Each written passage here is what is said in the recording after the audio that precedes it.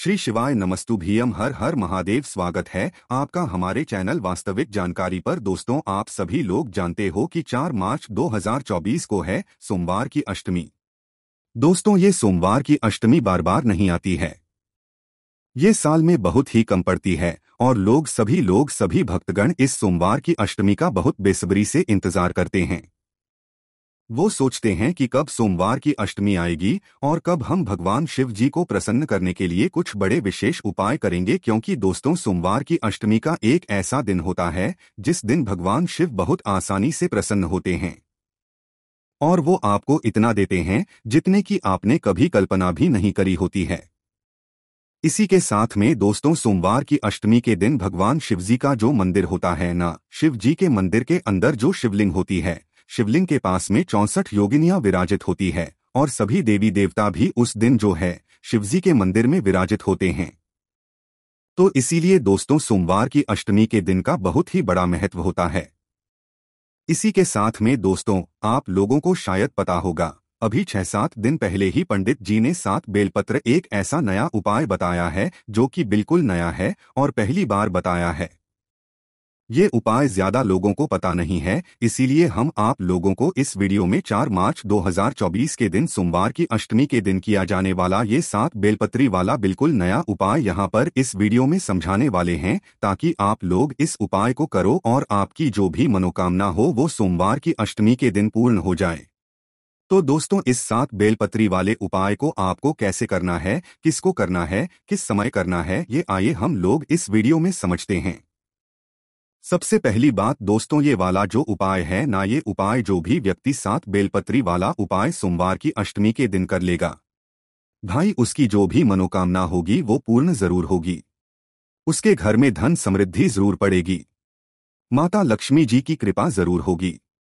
इस बात का भी आप लोग विशेष रूप से ध्यान रखिएगा।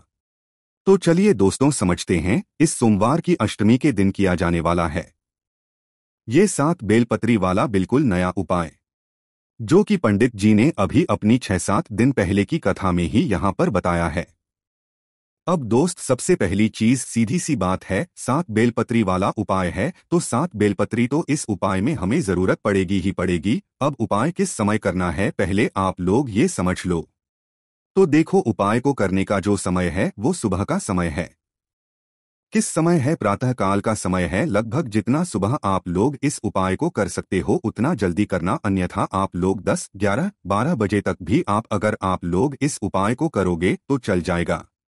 ये वाला उपाय शाम के समय प्रदोष काल में नहीं होगा, इस बात का ध्यान रखना है ना। भले ही आप दिन के समय तक भी अगर आप लोग ये 7 बेलपत्री वाला उपाय कर लोगे तो भी चलेगा, कोई दिक्कत वाली बात नहीं है। और आपको इस उपाय को करने का जो फल है वो भी जल्दी मिलेगा, बहुत बड़ा होकर मिलेगा। ठीक है, तो अब दोस्तों बात आती है कि ये 7 बेलपत्री वाला उपाय सोमवार की अष्टमी के दिन करना किसको है।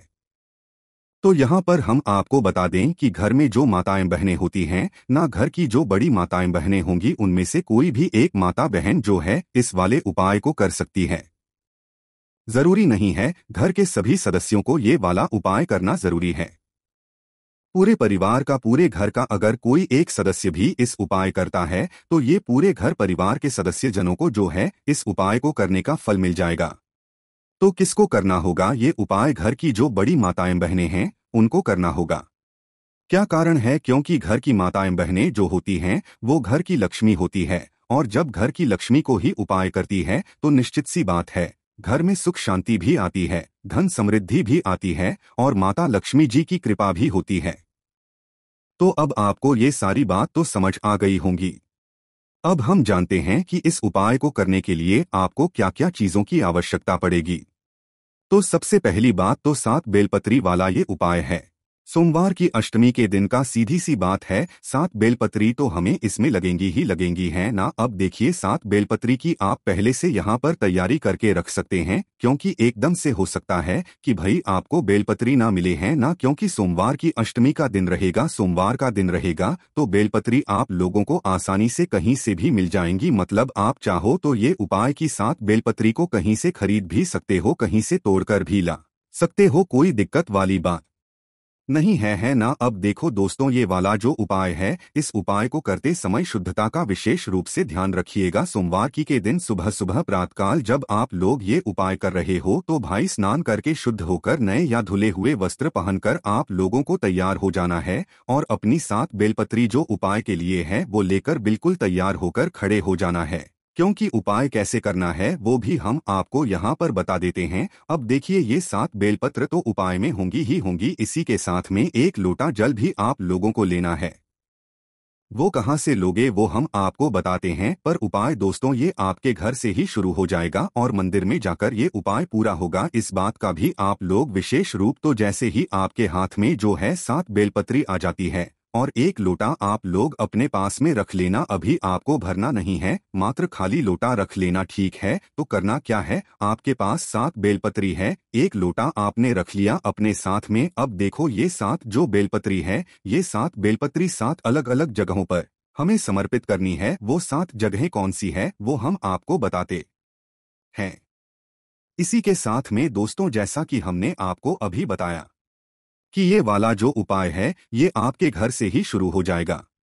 तो घर से शुरू कैसे होगा, 7 बेलपत्र में से जो पहली बेलपत्र होगी ये आपके घर में ही एक स्थान पर चढ़ेगी, जो कि है दोस्तों आपके घर का रसोई घर। तो आपको क्या करना है, जब आप इस उपाय को करने की पूर्ण तैयारी कर लें, माताएं बहनें में से जो भी इस उपाय को कर रहा है, अगर वह इस उपाय को करने की पूर्ण तैयारी कर लें तो भाई उसको अपनी 7 बेलपत्रों को लेकर सबसे पहले कहाँ पर आना है, अपने ही घर के रसोई घर में आना है।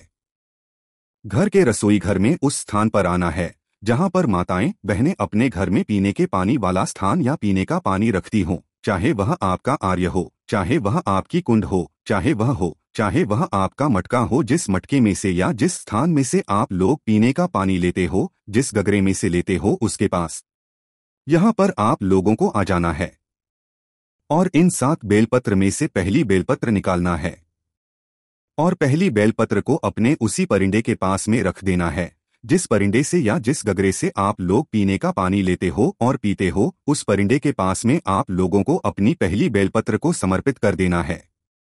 अंदर नहीं डालना है, जल के अंदर नहीं डालना है, उसी गगरे के पास में जहां पर आपका पीने का पानी हुआ है, उसी के पास में एक अच्छी सी जगह देखकर पहली वाली बेलपत्र को आपको वहां पर शिव जी का नाम लेते हुए समर्पित कर देना है। अब जो हमने आपसे बोला था कि 1 लोटा आप लोग अभी खाली रखो, उस 1 लोटे को जो अभी आपके पास खाली लोटा रखा हुआ है, इस लोटे को आप अपने इसी गगरे में से भर लो, जिस गगरे के पास में अभी आपने जो है इस बेलपत्र को समर्पित किया हुआ है। मतलब कि जहां से आप अपना पीने का पानी भरते हो ना, उसी पानी में से आप लोगों को यह 1 लोटा जल अब भर लेना है। पहले बेलपत्र को चढ़ाने के बाद अपना ये 1 लोटा जल आपको उसी परिंदे में से, उसी पानी में से भर लेना है जिसमें से आप लोग पीने का पानी लेते हो और जिस पानी के पास में आपने ये पहली बेलपत्री को समर्पित किया है। अब आपने 1 लोटा जल भी भर लिया।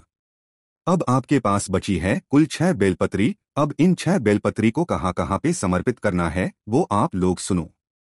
तो देखो, इन 6 बेलपत्री और अपने 1 लोटा जल को तैयार करके आप लोग अपने घर से निकल जाना। अब जैसे ही आप लोग अपने घर से निकलते हो तो आपके घर के पास में जो भी एक बेलपत्री का पेड़ हो, जो कि बेलपत्री का बड़ा पेड़ हो, आपके पास 6 बेलपत्री हैं, 1 लोटा जल है, इनको अपने साथ में ही रखकर निकलना है। और जो भी एक बेलपत्री का बड़ा पेड़ आपके घर के आसपास जहां पर भी पड़ता है, आपको आप वहां पर चले जाना है, क्योंकि 7 अलग अलग जगहें होंगी, 7 अलग अलग बेलपत्र हैं। हमारे पास तो पहली बेलपत्र तो हमने अपने घर के रसोई घर में परिंदे के पास समर्पित कर दी है। अब दूसरी बेलपत्री को लेकर जाओगे आप लोग यहाँ पर बेलपत्री के पेड़ के नीचे। बेलपत्री के पेड़ के नीचे जैसे ही पहुँच जाते हो, बेलपत्री का पेड़ बड़ा होना चाहिए, छोटा नहीं होना चाहिए। तो जैसे ही बेलपत्री के पेड़ के नीचे पहुंचते हो, अपना वह बेलपत्री मतलब दूसरे नंबर की जो बेलपत्री होगी उसे निकाल लेना और उसी बेलपत्री के पेड़ के नीचे शिव जी का नाम हुए समर्पित कर देना है। ठीक है, समर्पित जैसे ही कर देते हो, अपने दूसरे नंबर की बेलपत्र को इसी बेलपत्र के ऊपर आपने जो अपने साथ में 1 लोटा जल लेकर आए हो ना, इसमें से थोड़ा सा जल उस बेलपत्र के ऊपर समर्पित कर देना है। पूरा जल समर्पित नहीं करना है, क्योंकि थोड़ा सा जल आप लोगों को अपने लोटे का इसी बेलपत्र के ऊपर समर्पित कर देना है। जो दूसरे नंबर की बेलपत्र आपने बेलपत्र के पेड़ के नीचे समर्पित करिए, जैसे ही आप लोग थोड़ा सा जल समर्पित कर देते हो, अब वहां से भी आपको उठ जाना है। अब आपके पास बची है 5 बेलपत्र और 1 लोटा जल जो आपके पास अभी आपने थोड़ा सा जलाया है, उसमें है ना। तो अभी जो तीसरे नंबर की बेलपत्र है, ये तीसरे नंबर की बेलपत्र को लेकर आप पहुंच जाओगे सीधा अपने घर के पास में जो भी शिव मंदिर हो, शिवालय हो, जहां पर शिवजी के शिवलिंग और नंदी बाबा विराजित हो, वहां पर पहुंच जाना है। तो जैसे ही तीसरे नंबर की बेलपत्र लेकर आप भगवान शिवजी के मंदिर में पहुंचते हो, तो सीधा शिवलिंग के पास में नहीं जाना है। इस तीसरे नंबर की बेलपत्र को लेकर आपको नंदी बाबा के पास में आकर रुक जाना है ना। इस बात का ध्यान रखना। तीसरे नंबर की बेलपत्र को जैसे ही नंदी बाबा के पास में आकर लाकर रुक जाते हो, तो भाई आप लोग देखना कि नंदी बाबा का एक पैर कोई सा उठा होगा। देख लेना कोई उठा हुआ होगा या तो मुड़ा हुआ होगा। किसी को मुड़ा हुआ भी दिखता है, वो किसी को उठा हुआ भी दिखता है। तो भाई आप लोगों को जो है वो वाला पैर देख लेना जो मुड़ा हुआ हो या उठा हुआ हो। आपको उस उठे हुए या मुड़े हुए पैर के पास में अपनी है तीसरे नंबर वाली जो बेलपत्र होगी, इसको समर्पित कर देना है। ये जो तीसरे नंबर वाली बेलपत्र आप लोग नंदी माँ के उठे हुए पैर के पास समर्पित करोगे ना, यहाँ पर आप लोगों को कोई भी जल समर्पित नहीं करना है। इस बात का ध्यान रख लेना। समझ गए आप लोग? तो तीसरे नंबर की बेलपत्र नंदी माँ के उठे हुए पैर के पास को समर्पित कर देना है। अब चौथे नंबर की बेलपत्र की बात करते हैं कि ये कहाँ पे समर्पित होगी। तो ये जो बेलपत्र है, ये आपको लेकर आ जाना है भगवान शिवजी के शिवलिंग के पास में। तो शिवलिंग जहां पर विराजित हो वहां पर आप लोगों को आ जाना है और शिवलिंग के ऊपर आप लोग सबसे पहले माता अशोक सुंदर जी का स्थान आप लोग देख लेना, समझ लेना, किसी से पूछ लेना। हम आपको बता देते हैं, जब भी कि जो माता अशोक सुंदर जी का स्थान है ना, वो जलाधारी के बिल्कुल बीचों बीच में होगा। जलाधारी कहाँ पर होती है? शिवलिंग रखा हुआ होता है जलाधारी के ऊपर। जो जलाधारी होती है जहाँ से जल बहता हुआ जाता है और नीचे गिरता है, तो जो जलाधारी के बिल्कुल बीचों बीच का जो हिस्सा होगा वो होगा माता अशोक चंद्र जी का स्थान। तो आपको क्या करना है, अपनी है चौथे नंबर की जो बेलपत्र है, इस चौथे नंबर की बेलपत्र को आपको माता अशोक चंद्र जी वाले स्थान पर समर्पित कर देना है। चौथे नंबर की बेलपत्र को और डंडी का मुख जलाधारी की तरफ होगा जहां से जल बहता है और नीचे करता है। तो और जो बीच वाले बेलपत्री का मुख है वो शिवलिंग की तरफ होगा। तो ये अपनी चौथे नंबर की बेलपत्र को आपको, तो यहाँ पर भी आप लोगों को थोड़ा सा जल माता अशोक चंद्र जी वाले स्थान पर बेलपत्री को करने के बाद इसी बेलपत्र के ऊपर समर्पित कर देना है थोड़ा सा जल। इसके बाद में दोस्तों अब बात करते हैं हम लोग पांचवें नंबर की जो बेलपत्र है उसके बारे में। अब दोस्तों जो पांचवें नंबर की आपकी बेलपत्र होगी उसे निकाल लेना और इस पांचवें नंबर की बेलपत्र को आपको माता जगदम्बा जी के या पार्वती जी के हस्तकमल पर समर्पित करना है। अब हस्तकमलों का आप कहाँ पर होता है वो भी सुन लो। देखो जो जलाधारी होती है, जलाधारी के ऊपर शिवलिंग रखा हुआ होता है, तो शिवलिंग का जो कटी भाग होता है ना, मतलब गोलमगुल जो भाग होता है, उसके आसपास जहां पर भी आप इस बेलपत्र को समर्पित करोगे वो माता जगदम्बा का या पार्वती जी का हस्तकमल ही होगा। तो आपको क्या करना है, ये जो पांचवें नंबर की बेलपत्र है, इस पांचवें नंबर की बेलपत्र को आप लोगों को जो शिवलिंग है जहां पर मतलब जलाधारी के ऊपर शिवलिंग रखा हुआ है, शिवलिंग का जो गोलमगोल भाग है, कट्टी भाग है, भाई वहां पर कहीं पर भी पास में अपनी जो है ये पांचवें नंबर की बेलपत्र को समर्पित कर देना है। और यहां पर भी अपने उस एक लोटे में से थोड़ा सा जल समर्पित कर देना है। कितना जल समर्पित करना है? थोड़ा सा जल समर्पित कर देना है उसी बेलपत्र के ऊपर जहां पर आपने अभी ये माता जगदम्बा जी के हस्तकमल पर ये बेलपत्र को चढ़ाया है। तो यहाँ पर आपकी कुल मिलाकर हो गई है 5 बेलपत्र। अब आपकी जो छठी बेलपत्र चढ़ेगी वो कहाँ पर चढ़ेगी? छठी बेलपत्र को निकालकर आप लोगों को चढ़ाना है भगवान शिवजी की शिवलिंग के ऊपर है ना, तो शिवलिंग के ऊपर आप लोगों को ये छठी बेलपत्र को चढ़ाना है। बस इस बात का ध्यान रखना कि आप जिस तरफ से इस बेलपत्री को चढ़ा रहे हो उस तरफ आपकी इस बेलपत्री की पत्ती का मुख होना चाहिए और आपकी विपरीत दिशा में इस बेलपत्री की डंडी का मुख होना चाहिए। जो बीच वाली बड़ी पत्ती होगी, इस पत्ती का मुख आपकी तरफ होना चाहिए। जिस तरफ से भी आप इस बेलपत्री को भगवान शिवजी की शिवलिंग के ऊपर चढ़ा रहे हो, तो शिवलिंग जैसे ही आप लोग इस बेलपत्र को चढ़ा देते हो तो इसके ऊपर भी, इसी बेलपत्र के ऊपर भी आपको थोड़ा सा जल यहाँ पर वापस से समर्पित कर देना है। कर दिया आप लोगों ने। अब आपके पास बची है दोस्तों कुल मिलाकर मतलब एक बेलपत्र और 7वीं और आखिरी बेलपत्र। तो आखिरी वाली जो बेलपत्र होगी इसको आपको क्या करना है वो बहुत ही ध्यान से सुन लो।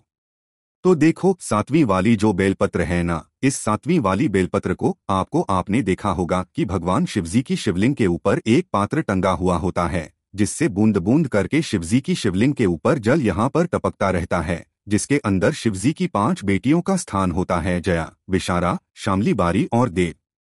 तो ये जो 7वें नंबर और आखिरी नंबर की जो बेलपत्र होगी ना, ये मात्र आपको उस पात्र से स्पर्श कराना है, मतलब छुआना है और कुछ भी नहीं करना है। इसको कहीं पर समर्पित नहीं करना है। ये 7वें नंबर की बेलपत्र को, इस 7वें नंबर की बेलपत्र को मात्र आपको शिवजी की शिवलिंग पर टंगे हुए उस पात्र से छुआना है, ना अंदर जल से टच कराना है, मात्र बाहर के बाहरी जो है इस 7वें नंबर की बेलपत्र को छुआ लेना है और भगवान शिव जी का आशीर्वाद समझकर इसे अपने पास वापस रख लेना है। और अब आपके लोटे में जितना भी जल बचा हुआ है वह पूरा जल आप इस जल पात्र के अंदर डाल देना, जो कि शिवलिंग के ऊपर बूंद बूंद करके जल टपकता है ना, उसी पात्र के अंदर अपना पूरा जल समर्पित कर देना।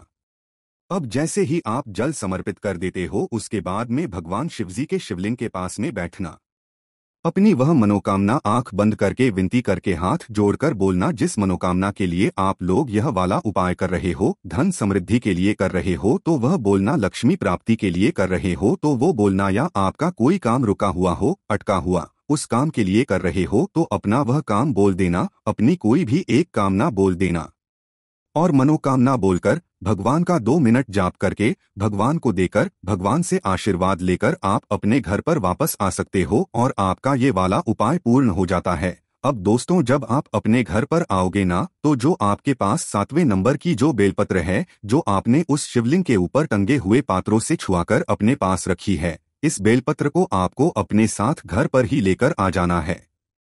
ये बेलपत्र भगवान शिव जी का आशीर्वाद स्वरूप समझकर आपको अपने घर में रखना है।